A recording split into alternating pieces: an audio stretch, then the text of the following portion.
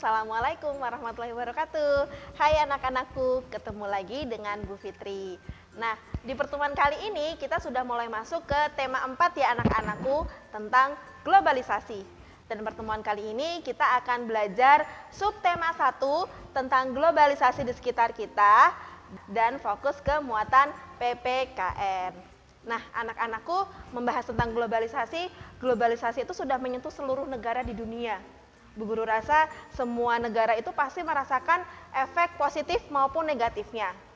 Begitupun dengan Indonesia, di setiap pulau-pulaunya juga sudah mulai merasakan dampak dari globalisasi. Dan hal ini juga berpengaruh di dalam tataran ekonomi negara Indonesia.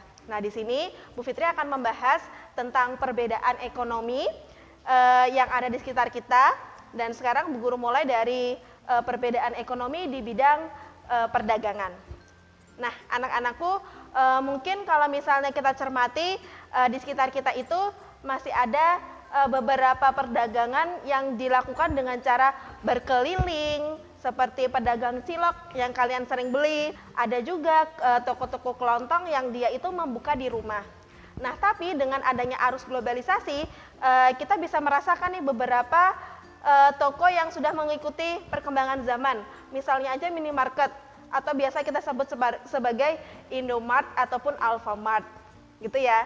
Nah, dari Indomart ataupun Alfamart itu juga ada lagi yang lebih berkembang, yaitu kita membeli barang via online ataupun via e-commerce. Contohnya adalah Shopee, Lazada, Bukalapak. Itu suatu kecanggihan yang luar biasa akibat adanya globalisasi. Kemudian yang kedua, perbedaan ekonomi di bidang perindustrian. Nah, anak-anakku, Bu Guru di sini mau mencontohkan industri-industri apa saja yang ada di Klaten. Semoga Bu Fitri tidak salah menyebutkan ya. Kalau yang di sekitar kita ada yang namanya pabrik gula Gondang Winangun. Nah, kemudian yang selanjutnya adalah sebelah barat, kita ke barat dari Cendekia, itu ada industri SGM. Ada juga industri garmen di Pedan, dia namanya Mendrian Garmen. Itu ya. Kemudian yang ketiga ada di bidang jasa. Di bidang jasa mungkin teman-temanku masih menemui tukang cukur, itu jasa ya. Kemudian tukang jahit. Nah, yang terpengaruh oleh arus-arus globalisasi itu ada seperti ojek online. Itu jelas terpengaruh oleh globalisasi. Jadi kita nggak usah nunggu di pangkalan ojek ataupun nunggu di pinggir jalan, kemudian memberhentikan ojek. Sekarang sudah ada yang namanya ojek online. Kemudian yang di bidang berikutnya adalah pertanian. Nah, mungkin pertanian itu termasuk kegiatan yang sejak dari zaman dulu dilaksanakan. Tapi beberapa alat-alat yang digunakan dalam bidang pertanian ini sudah mengalami perubahan karena adanya arus globalisasi. Misalnya aja ketika membajak sawah, dulu orang-orang masih menggunakan hewan peliharaannya. Kalau sekarang sudah ada traktor. Itu di bidang pertanian, ada pertanian dalam bidang padi, kemudian pertanian yang lainnya juga ada sayuran ataupun di buah-buahan. Nah, berikutnya di bidang peternakan. Di bidang peternakan, contohnya peternakan sapi, peternakan kambing ataupun ayam.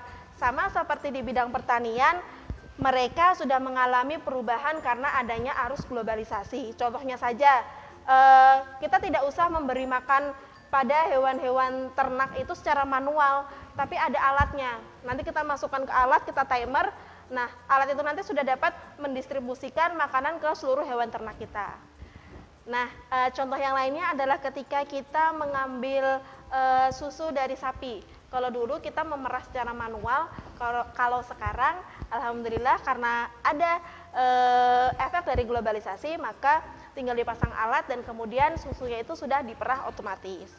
Itu ya anak-anakku, ketika kita bisa mengambil segala nilai positif dari globalisasi, maka kita dapat memanfaatkannya dengan baik. Tapi ketika kita mengambil dampak yang buruk dari globalisasi, maka kita menjadi orang yang merugi, bukan menjadi orang yang beruntung. Nah, anak-anakku, itu tadi keberagaman perbedaan ekonomi yang ada di sekitar kita. Nah, sekarang kita akan mulai belajar bagaimana cara menyikapi dengan adanya perbedaan-perbedaan itu. Yang pasti kita tahu dengan adanya berbagai macam perbedaan ekonomi tersebut, pasti hasil yang kita dapat pun akan berbeda-beda. Nah, bagaimana kita menyikapi hal-hal tersebut? Yang pertama, jelas kita harus saling menghargai. Ketika seseorang itu berprofesi lain, kita harus menghargai itu. Yang kedua, jangan bersikap sombong ketika pekerjaan yang kita jalani itu memiliki penghasilan yang lebih tinggi daripada orang lain. Tapi dengan penghasilan yang lebih tinggi itu, cobalah untuk membantu teman-teman kita yang memang kekurangan.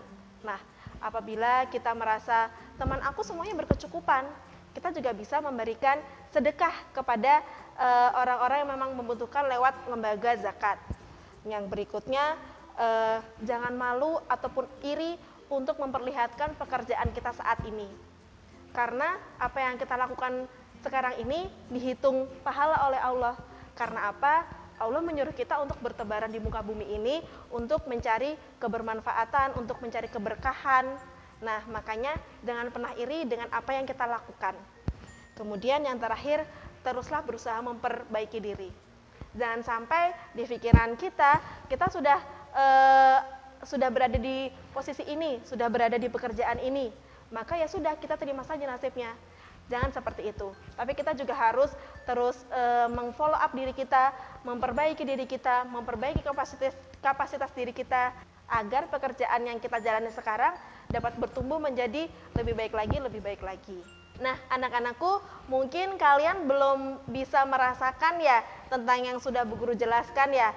Tapi Bu Guru harap ketika kalian dewasa kelak, kalian terus-menerus menanamkan hal ini.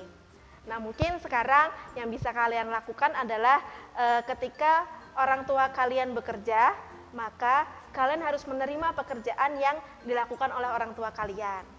Kemudian yang kedua, kalian jangan iri ketika teman kalian memiliki orang tua yang bekerja sebagai A, B, C.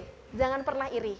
Kemudian yang ketiga, jangan pernah sombong dengan pekerjaan yang dimiliki oleh orang tua kalian. Tapi dengan pekerjaan yang dimiliki oleh orang tua kalian, cobalah untuk menebarkan manfaat ke teman-teman kalian yang membutuhkan.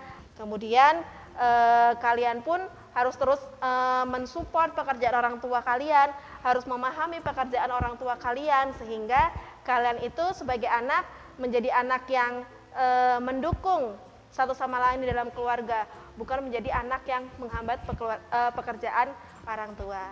Begitu anak-anakku yang bisa Bu Guru sampaikan, semoga bisa diambil pelajaran dari cerita Bu Guru ini tadi. Sekian, wassalamualaikum warahmatullahi wabarakatuh.